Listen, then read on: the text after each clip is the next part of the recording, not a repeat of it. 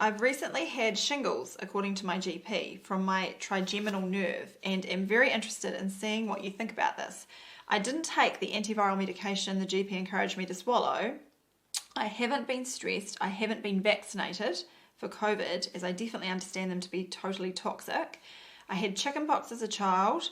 I eat organic mostly, don't add sugar to our food, eat plenty of good quality protein at each meal, eat plenty of greens, don't drink alcohol, once a month on special occasions, drink plenty of water. I had shingles start with a headache in the top of my head for 4 days and nights before the blisters came out on my right forehead and into my eye.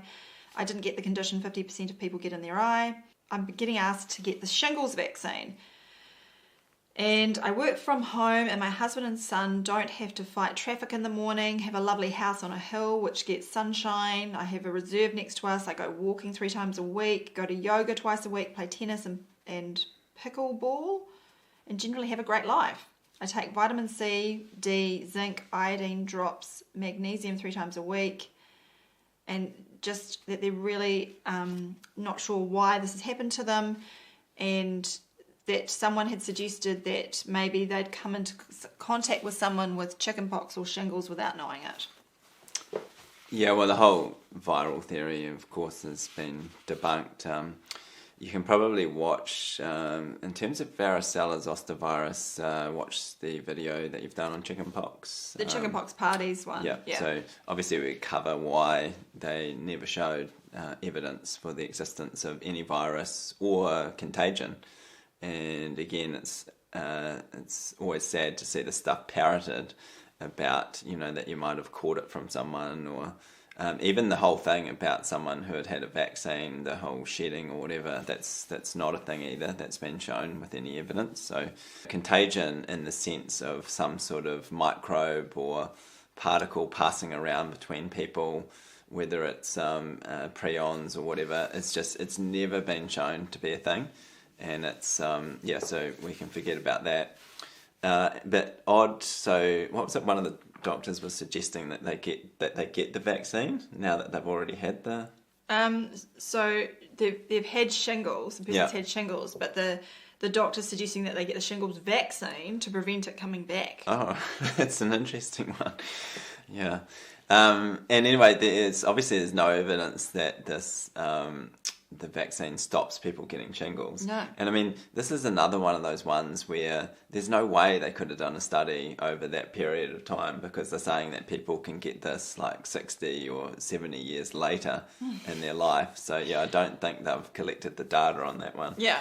But anyway, that's all the false theories anyway that have been put forward. So yeah, identifying what for an individual has happened here, or what the process is. Now, like many of these things where there's a skin eruption, there's an eliminatory reaction going on. So the body's trying to get rid of something.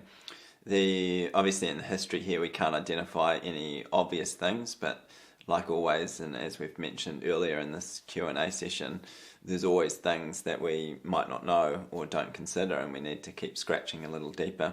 There were quite a few supplements being taken there, and I would be tempted just to stop all those and just go to natural dietary sources, because there are potential ingredients in some supplements that you might not want, and it is always better to have a natural diet anyway to make sure you are getting all of the micronutrients that you need. Any other thoughts? Or? Yeah, no, I thought that's a really good point, because I just, and I don't know obviously what the supplements what kinds and all that you're taking, but the brands and so forth.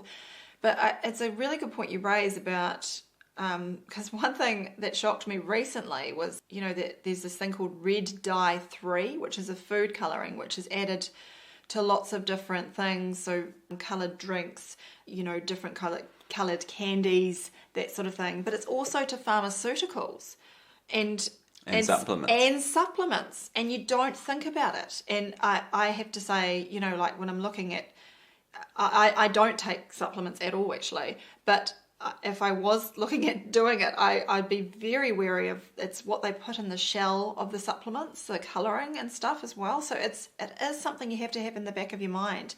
I would totally move away from this idea that someone shed on you, or, that you've caught this from someone who's been recently vaccinated. Please, I think that is more fear-driven nonsense, and it won't get you any closer to the answer.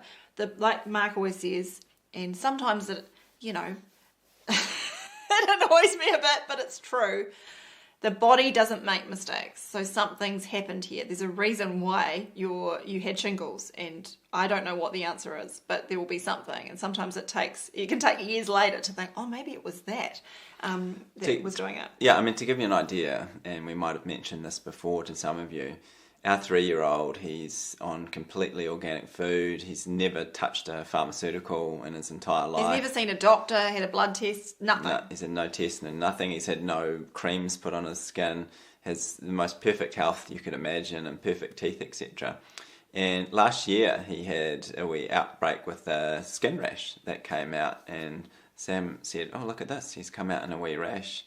And we thought, what is it that's changed? And we realised he was doing toilet training, and we happened to have some M&Ms in the house, and he was desperately trying. This is me. Yeah, he desperately wanted some, and we thought he had a successful toileting experience, and we thought, okay, well, we'll let him have some of these M&Ms, and it was that was enough. The colouring in the M&Ms was enough to cause a skin reaction, and as soon as it stopped the M&Ms, it goes away. The skin just went back to normal again. So, and sometimes it can be like that. You've forgotten something you've taken or anything that it gets put out of your mind, and you don't realise, like even eye drops or things that you put in. I mean, I'm not saying that was the case, but all of us have do that, don't we? Where we forget. Like it was Mark that said, "Do you think have you been giving a son?"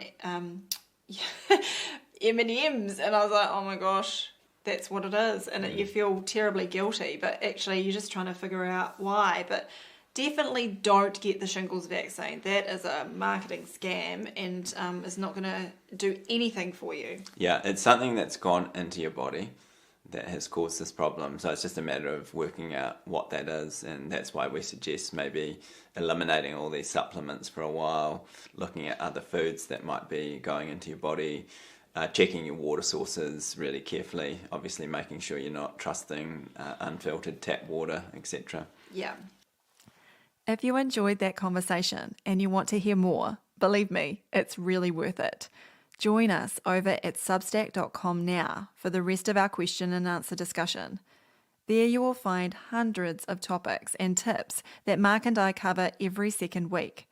At Substack, you can start a free trial, or for as little as $5 per month, you could be listening to all of our video and podcast content. Look forward to seeing you there.